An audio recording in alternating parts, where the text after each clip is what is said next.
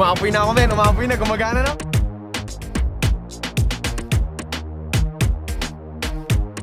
Nga, nag-ano sila, nag-open forum sila mga boys.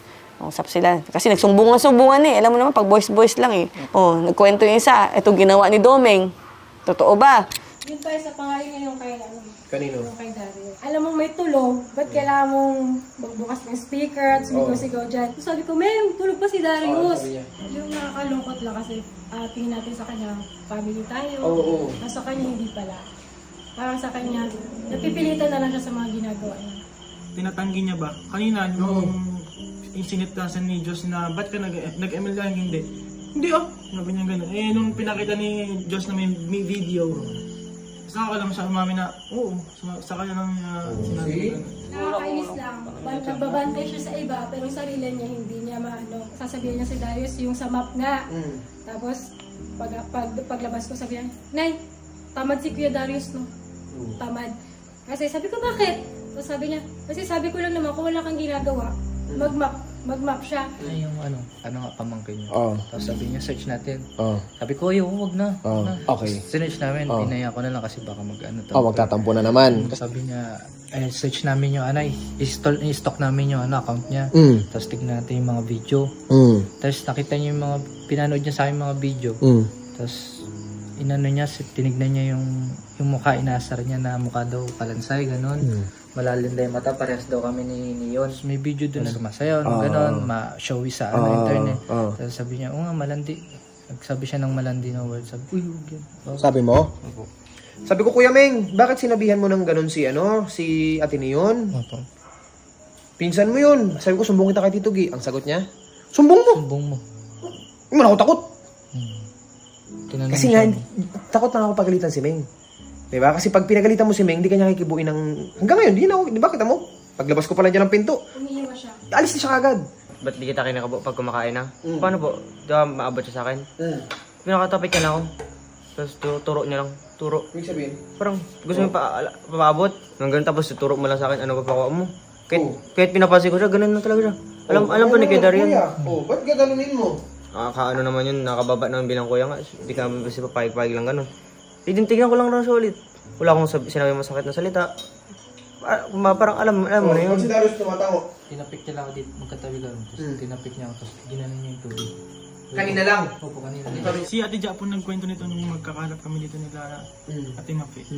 Sa nasinutusan po ni Ming daw po si Darius. Tapos nung tinanong ni Ate Ja, bakit mo utusan? Bakit daw hindi? Sabi pa daw ni Domeng, hindi na nagsunod sa akin. Okay naman siya nakaraan kay Atsumay. Ano siya, ito, sobrang dikit siya kay Atsumay. One time, napagsabihan agad si Domeng. Nagsalita si Atsumay na, oo nga, Meng, bakit ka bakit mo ginanon, bakit mo ganyan-ganyan? Simula nun, hindi niya kililibo sa Atsumay. Baka natatawa siya kasi ano? akala niya hindi totoo lahat ng sinasabi natin sa kanya. Oh, hindi ba totoo? Alam niya man po sa sarili. Oh, bakit ganun? Sa akin na sinabi. Oh, sorry kung naka-video ha kasi nagbabaliktad-baliktad ka ng kwento. Hindi natin mababalikan ito. Ayoko nang ganun. Darating yung panahon, malaki ka na, maiintindihan mo na to, matatawa ka na lang dito sa nangyayari. Gusto ko lang meron kang alaala na, Kuya Meng, huwag mo nang uulitin to, please. Kasi marami ka pang madadaan ng tao. Aayusin mo ang pakikisama sa kanila, hindi yung lagi kang may sinisiraan. At meron kang laging hindi nire-respeto. May naibigay man ang tao sa'yo o wala, may naitulong man o wala ang tao sa'yo, maging mabuti ka pa rin. Tingin ka sa akin, Kuya Meng. Kaya ba yun? Ha? Dapat ganun, ha?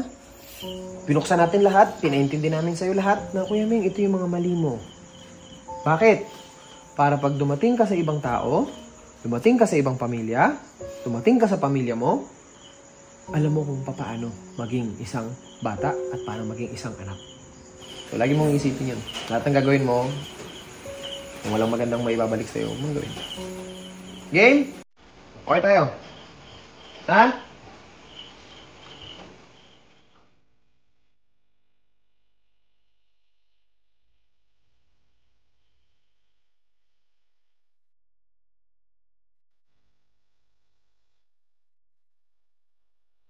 Jay? Yeah, Ano? Ano yung decision namin?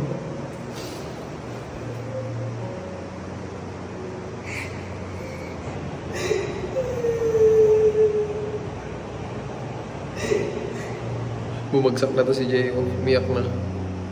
Ay, Kuya Meng. Siyempre, para sa kanya, pamahal na, di ba?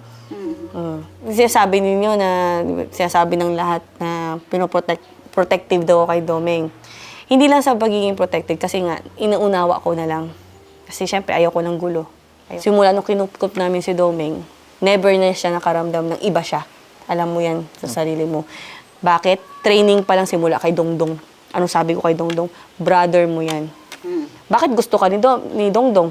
Kasi doon pa lang sa pinakamaliit ko, ayaw ko maramdaman ni Domeng na left out ako. Pag sinabi mo, saan yung brothers ko? Brother agad tingin kay Domeng. Jeyo, ganun din. Kung ano yung meron si Jeyo, gusto niya meron si Domeng. Minsan nga, mas meron pa siya. Hindi na ever naging madamot si Kuya Popot mo. Dumating ka pa lang sa bahay. Meng, pili ka na, nusutoy mo dyan. Alam mo yan, pinopormahan ka pa. Tinuruan ka pa mag-basketball, di ba? Kasi ayaw niya maramdaman, left out ka. Kasi para sa kanya, yes, may kapatid na agad ako. Hindi nila naisip na, ampon, walang ganun, Meng. Isip niya agad nila, instant. Nagkaroon ako agad ng kapatid. And which is sinabi naman ni Kuya Popot mo sa'yo na, pasensya na, Meng, kasi wala akong kapatid. Ang layo ng gap nila ni Dongdong. Kaya dumating ka, talagang maharot siya, malambing siya, buhat ka niya, kiliti ka niya. Eh, ikaw naman pala, hindi sanay. Iyak Napipikon. Pag siya ng asar, lalaiting ka pa niyan. Oh, di ba, namimili pa yan ng tao. Basta makakita niya siya pangit. Ako na lang mag-intindi. Kung minsan isang araw hindi mo makausap. Kahit anong pagkiusap. Kaya sabi ko, wala na mapilian sila. Pero ako na lang mag-intindi. Ako hindi ako makakain kung hindi rin magkain. So, bakit ka ba? Anong problema mo? Wala lang. Walang kausap. Yung talaga tayo, role natin eh. Kasi lang atin, ayaw natin sila lumaki ng ganun. Nang ganun. Kasi sino bang mahihirapan? Diba? Sila din. Wala kaming katulong. Kung gusto ko magkaroon ng katulong, kung gusto namin magkaroon ng katulong, madali lang. Pero sino matututo? Diba sila din naman? Kung magkatulong tayo, tapos hayay-hayay lang sila, sino mahihirapan pag later on? Hindi naman lagi masarap ang buhay. Kahit anong pigil namin sa kanya, Meng, huwag ka naman kung ano-ano lagay sa mukha mo kasi baby face ka pa, bata ka pa, tigas pa rin. Kung ano-ano pa rin pinapabili, ganyan, kung ano-ano. Pabili ng ganito, lotion ng ganito. Inis na ako, dumi na ako, dry skin na ako. Ang sabi niya sa akin, uwi daw siya, pero hindi daw siya sa inyo titira. Gusto mo umuwi dun sa tatay mo? Siyempre, masakit din po sa part namin na minamahal mo. Turing mo, pamilya, paano mo, anak. Tapos, konting pagalit. Uwi na lang ako. Alam niya may babalikan eh. Alam niya may pamilya. So, sino naman po ako para parang pigilan? Nung itong huli, parang, diba, lagi naalala mo yun? Nung pinagalitan din kita sa boat. Pero wala na kayong ganito-ganito. Ha? Problema ba ang tawag sa ganito, Meng? Tinuturuan ka kung ano dapat. Anong tama? Kasi magulang kami. Anak ka. So, ibig sabihin, kung ganyan na lang parating tingin mo, hindi kami nagiging magulang sa'yo, hindi magulang tingin mo sa amin kasi kaya mo kami iwan lagi. Kaya mo kami naging takasan, lagi kaming pabayaan, iwan, ayoko na dito, gano'n na lang parati. So, paano yung taon gusto magmahal sa'yo, Meng? Hindi mo kaya baguhin sarili mo? Hindi ako papayag. Kahit umiyak ka dyan, hindi ako papayag. Bakit? Nanay ako. Pipiliin ko pa rin maging mabuti ka. At saka ma'am, kung maalala niya, binumbog ko yung tatay niya dahil sa kanya. Naalala mo yan? Sa isla tayo. Kasi yung December yun, ma'am. Tapos nagbakasyon kami sa isla. Tapos doon sila sa tatay niya. Tapos kung ihatid na sila sa bayan, mag-aral na. Hindi na mag-alis doon, kitatay niya, ganito, ganon. Hanggang ngayon, ma'am, sa totoo lang, stress pa rin ako sa tatay nila. Kung naalala nyo na meron siyang iPad, anong sabi ko sa'yo sa iPad mo nung niregalo sa'yo? Aral. Aral ka mabuti. Walang Laro. Diba? Pero anong nangyari? Nalulong. Addict na sa laro. Ganun-ganun. Tapos kinakausap mo, maya na po. Ganun na siya. Pati mga assignments, di na nagagawa. Hindi na nagagawa. So, napapansin na namin, sinisita. Pag nakita, tago. Pero mamaya, nandiyan na naman. Sobrang addict na siya. Nung madali ng gabi, pinapatulog na, hindi pa rin. So, ang ginawa ko, pinapatay ko yung wifi. Para hindi makapaglaro. Anong ginawa? Pagpatay ng wifi, sinaksak ulit. Pinatay ko sinaksak ulit. Tapos sabi ko, sino nagsaksak? Saglit na lang to. Hindi pa nakatingin. Sabi ko, hoy, Domeng, kinakausap kita. Sabi ko talaga sa kanya. Saglit na lang po to. Sabi ko, pili ka. Buburahin mo yan o babasagin ko yan. Nanay tayo, di ba? Tama po ba? Mali po ba yung sabi ko? Tama, ma'am. Oo, binura. Binura yung laro. Galit na galit. Di ako pinapansin. Iyak na siya ganon. Iyakin man talaga yan. No? Matapang pero iyakin, no? Sige, iyak siya. Kinabukasan, dinownload ulit. Di ba? Sino ba hindi man pasaway? Pinagsabihan mo na. Ginawa ulit. Laro na naman. Patago. Ngayon, dahil alam ko na yung password niya, binago yung password. Sabi siya sa akin, Mami, sabi ko, bakit? Sira na yung iPad ko, bakit? Hindi ko na matandaan yung password. Tapos, nahuli rin. Gabi ko, anong nangyari sa'yo? Di ba, Gaba? Si Tonix nagsisigarilyo. Pinagtatakpan niya. Para yung cellphone ni Tonix, makapaglaro siya. Ganun nakaka-addict. Si Doming po mismo naglaro po. Si Doming mismo? Hindi na kasi nag-ML yan eh. Na-addict yan, bumagsak sa school yan dahil na-addict sa ML eh. 2 months straight. Tapos si Tonix naman, pumasok dito. Amoy sigarilyo. Amoy sigarilyo. Tapos naamoy namin, sabi ni Meng, huwag kayo maingay.